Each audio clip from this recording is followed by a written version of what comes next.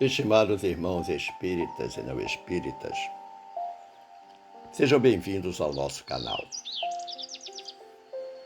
Inscreva-se, compartilhe, avalie. Desejo saudar a todos os irmãos do Centro de Estudos Espíritas O Canto da Paz, da cidade de Xangrande, em Pernambuco. Abraço a todos e a cada um, trazendo-lhes de início a mensagem da benfeitora Glorinha, que nos diz: mesmo que você tenha uma religião, faça seus investimentos espirituais numa religiosidade que combine conhecimento, transformação e serviço. Foi-nos solicitado pela direção da casa refletirmos um pouco sobre o tema o que é ser espírita. Como de praxe, recorremos a uma base doutrinária e a pesquisa nos indicou que o tema é facilmente detectado na introdução e nos prolegômenos do Livro dos Espíritos,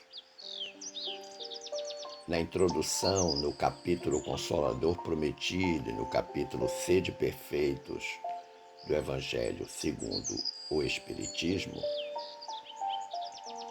e no capítulo 1, intitulado Segundo Diálogo, da obra O que é o Espiritismo, todos da lavra de Allan Kardec. Se nós pensarmos em condições essenciais para ser espírita, diria eu que o espírita requer naturalmente 5 condições: fé e vontade inabaláveis, abnegação e coragem para o enfrentamento das injúrias, dos sarcasmos e das decepções, e serenidade para não se alterar com a lama que a inveja e a calúnia atirem. 5 elementos preciosos: fé, vontade, abnegação, coragem e serenidade. Mas a pergunta é: o que é ser espírita? Todos dirão, com absoluta razão, é estudar e praticar os postulados cristãos da doutrina espírita, no que estarão absolutamente certos, sem dúvida.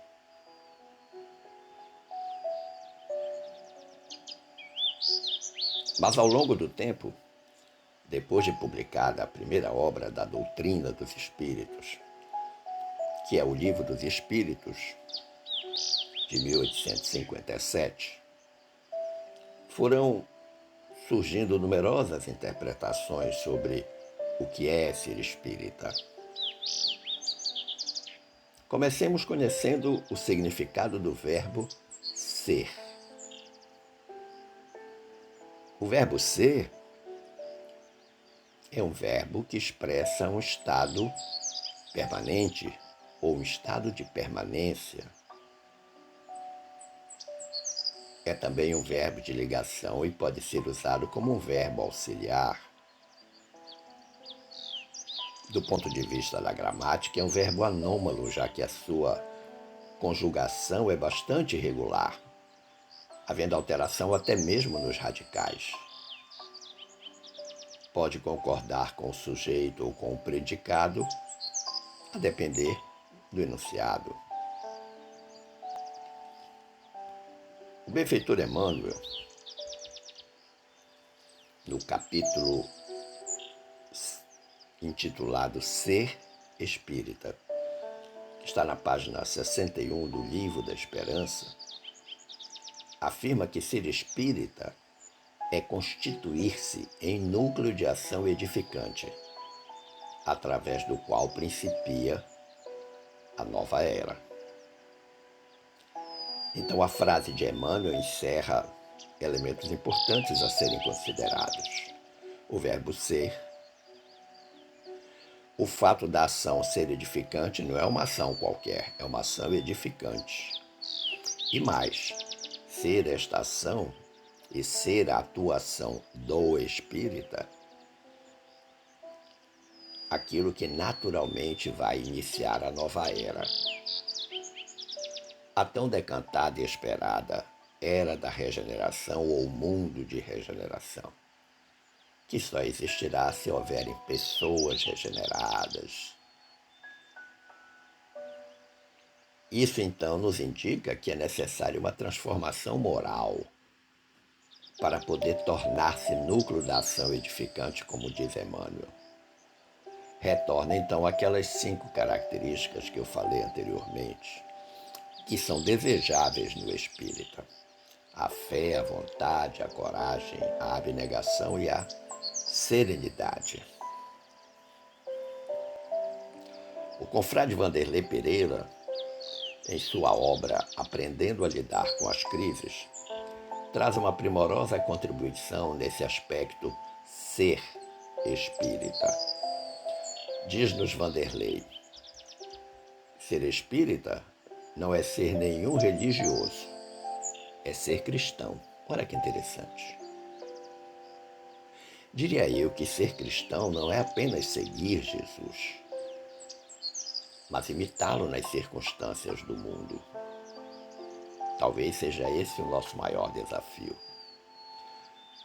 O Vanderlei prossegue dizendo: não é ostentar uma crença, é vivenciar a fé sincera.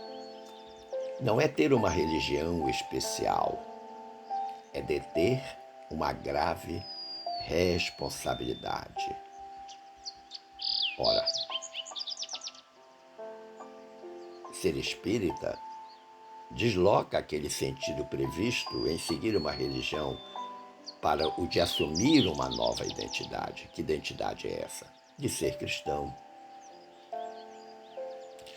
Coloca como elemento central a fé sincera. E vamos considerar que fé é aquele instrumento que mede a distância entre nós e Deus e que deve ser analisada numa relação inversamente proporcional. Ou seja, quanto maior a distância, menor a fé. Quanto menor a distância, maior a fé. Mas é fato que nós precisamos separar fé de crença. Acreditar é outra coisa. Digamos que acreditar é uma circunstância teórica e a fé é uma circunstância prática. Acreditar vem de credere. Fé vem de fides, que significa fidelidade. E essa talvez seja uma das grandes exigências do cristão, especialmente do cristão espírita. Mas o Vanderlei prossegue dizendo que ser espírita não é superar o próximo, é superar a si mesmo. Não é construir templos de pedra, é transformar o coração em templo eterno. Diria eu que aqui está então um grande desafio, um outro grande desafio, qual seja a superação de si mesmo. Superarmos a nós mesmos nas nossas limitações, nas nossas imperfeições. Mas nós temos que reconhecer que é muito fácil diagnosticar erros alheios e sugerir formas de correção. Duro mesmo é reconhecer os próprios erros e aceitar corrigi-los. é outro grande desafio que nós temos. A partir deste momento, no texto do Vanderlei, ele começa então a delinear o perfil do espírita. Ele diz: ser espírita não é apenas aceitar a reencarnação, é compreendê-la como manifestação da justiça divina e caminho natural para a perfeição. Olha que interessante. Não basta aceitar, mas precisa compreender, entender o sentido. Por que nós reencarnamos? Estamos aqui para quê? Diz ele, não é só comunicar-se com os espíritos, porque todos indistintamente se comunicam, mesmo sem o saber. É comunicar-se com os bons espíritos para se melhorar e ajudar os outros a se melhorarem também. E aí entra em destaque aqui a questão do pensamento, da sintonia, da vibração. Nós precisamos aprender e consolidar a prática do contato com os bons espíritos que virá pela qualidade dos nossos pensamentos. Porque nós tivermos pensamentos tortos, enviesados, evidentemente que se acercarão de nós espíritos que não são bons. Segue o Vanderlei dizendo, ser espírita não é apenas consumir as obras espíritas para obter conhecimento e cultura. Eu achei sensacional essa colocação dele. É transformar os livros, suas mensagens, em lições vivas para a própria mudança. Olha que interessante. Não querer mudar os outros, mas mudar a si mesmo. Tudo que a gente aprende nos livros, nas palestras, nos congressos, é para ser aplicado em nós mesmos, para a nossa transformação. Ser sem vivenciar, diz o Vanderlei, é o mesmo que dizer sem fazer. Ser espírita não é internar-se no centro espírita fugindo do mundo para não ser tentado. É conviver com todas as situações lá fora, sem alterar-se como espírita, como cristão. O espírita consciente é espírita no templo, em casa, na rua, no trânsito, na fila do banco, ao telefone, sozinho no meio da multidão. Na alegria, na dor, na saúde e na doença. Olha que interessante. Ser espírita não é ser diferente, é ser exatamente igual a todos, porque todos são iguais perante Deus. Não é mostrar-se que é bom, é provar a si próprio que se esforça para ser bom, porque ser bom deve ser um estado normal do homem consciente. Anormal é não ser bom. Nós temos um capítulo no nosso Evangelho chamado Os Bons Espíritas. Ser espírita não é curar ninguém, é contribuir para que alguém trabalhe a sua própria cura. Não é tornar o doente um dependente dos supostos poderes dos outros. É ensinar-lhe a confiar nos poderes de Deus e nos seus próprios poderes, que estão na sua vontade sincera e perseverante. Ser espírita não é consolar-se em receber, é confortar-se em dar. Porque, pelas leis naturais da vida, é mais bem-aventurado dar do que receber. Não é esperar que Deus desça até onde nós estamos. É subir ao encontro de Deus, elevando-se moralmente e esforçando-se para melhorar sempre. Isto é ser espírita. E aí aqui eu recordo que está no nosso Evangelho também. Reconhece-se o verdadeiro espírita pelos esforços que empreende para domar as suas más inclinações. Mas voltando ao livro da Esperança, já citado anteriormente, lá no capítulo C Espírita, o Emmanuel nos ensina, ser espírita, dizendo: fala-se no mundo de hoje qual se o mundo estivesse reduzido à casa em ruínas. O espírita é chamado à função da viga robusta, suscetível de mostrar-se que nem tudo se perdeu. Há quem diga que a humanidade jaz em processo de desagregação. O espírita é convidado a guardar-se por célula sadia, capaz de abrir caminho à recuperação do organismo social. O espírita, onde surja a destruição, converte-se em apelo ao refazimento. Onde estoure a indisciplina, faz-se esteio da ordem.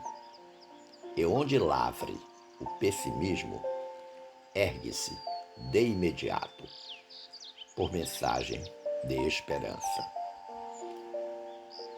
Assim sucede porque o espírita reconhece que não vale exigir dos outros aquilo que não fazemos, nem reclamar no vizinho o clarão de um farol, quando muitas vezes esse mesmo vizinho espera pela chama de alguém que lhe aqueça e ilumine o coração enregelado na sombra.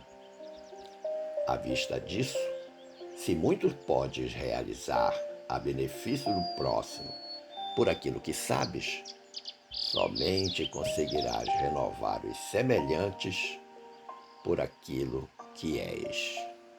Esse Emmanuel é fantástico. Há um ditado que diz que é fácil dar do que se tem, difícil é dar do que se é. Exatamente isso que o Emmanuel está dizendo aqui. Conclusivamente, meu amigo, minha amiga,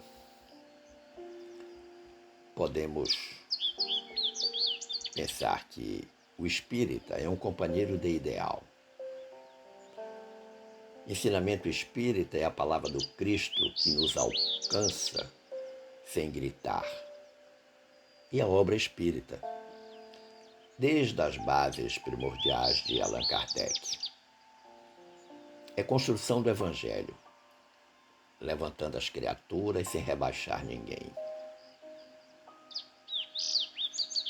O espírita trabalha servindo, cônscio de que cada um de nós é o agente da propaganda de si mesmo, no trabalho da redenção humana, que não nasce da violência, e sim da verdade e do amor, no toque fraternal de espírito a espírito.